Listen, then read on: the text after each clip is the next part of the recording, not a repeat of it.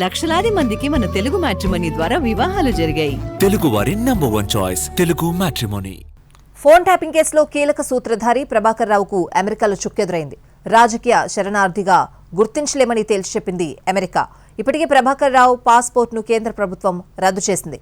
మరోవైపు వచ్చే నెల 20లోగా కోర్టులో హాజరు కాకపోతే అప్రకటిత నేరస్తుడిగా ప్రకటిస్తామని నాంపల్లి కోర్టు హెచ్చరించింది.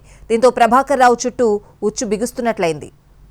తెలంగాణ ఎస్ఐబి మాజీ చీఫ్ ఐపీఎస్ అధికారి ప్రభాకర్ రావుకు అమెరికా షాక్ ఇచ్చింది. అమెరికాలో తనను రాజకీయ శరణార్థిగా గుర్తించాలంటూ పెట్టుకున్న పిటిషన్ను ఫెడరల్ ప్రభుత్వం తిరస్కరించింది. రాజకీయ కక్ష సాధింపులో భాగంగానే తనపై కేసులు పెట్టి తెలంగాణ ప్రభుత్వం చిత్రహింసలకు గురి చేస్తుందంటూ పిటిషన్లో ప్రభాకర్ రావు ప్రస్తావించాడు. అయితే రాజకీయ శరణార్థిగా గుర్తించలేమని ఫెడరల్ ప్రభుత్వం సమాచారం ఇచ్చింది. ఇప్పటికే ప్రభాకర్ రావు పాస్పోర్ట్ని భారత ప్రభుత్వం రద్దు చేసింది.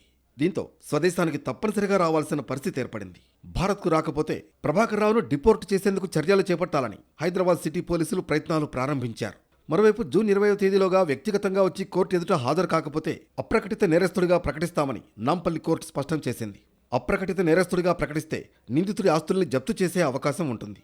అంతేకాదు సాధారణ పౌరులు ఎవరైనా సరే ప్రభాకర్ రావును పట్టుకుని భారత్కు తీసుకునొచ్చి పోలీసులకు అప్పగించే వీలు కూడా ఉంటుంది. ఫోన్ ట్యాపింగ్ కేసు వెలుగు చూసిన వెంటనే ప్రభాకర్ రావు అమెరికాకు పరారయ్యాడు. తనకు ముందస్తు బెయిల్ కావాలని ప్రభాకర్ రావు వేసిన పిటిషన్ను గతంలోనే నాంపల్లి కోర్టు కొట్టివేసింది. దీంతో సుప్రీంకోర్టును ఆశ్రయించాడు. తనకు వెసులుబాటు కల్పించి ముందస్తు బెయిల్ మంజూరు చేస్తే విచారణకు హాజరై పోలీసులకు పూర్తి స్థాయిలో సహకరిస్తానన్నాడు. కానీ నిందితుడికి ముందస్తు బెయిల్ రాలేదు. దీంతో అనారోగ్యాన్ని సాకుగా చూపి అమెరికాలోనే ఉండిపోయాడు. ఇప్పుడు రాజకీయ శరణార్థిగా గుర్తించలేమని అమెరికా తేల్చి చెప్పడంతో భారత్కు రాక తప్పని పరిస్థితి ఎదురైంది. ఇంటర్పోల్ రెడ్ కార్నర్ నోటీసు కూడా జారీ కావడంతో త్వరలో అమెరికా హోంల్యాండ్ సెక్యూరిటీ విభాగం ప్రభాకర్ రావును భారత్కు అప్పగించనుంది.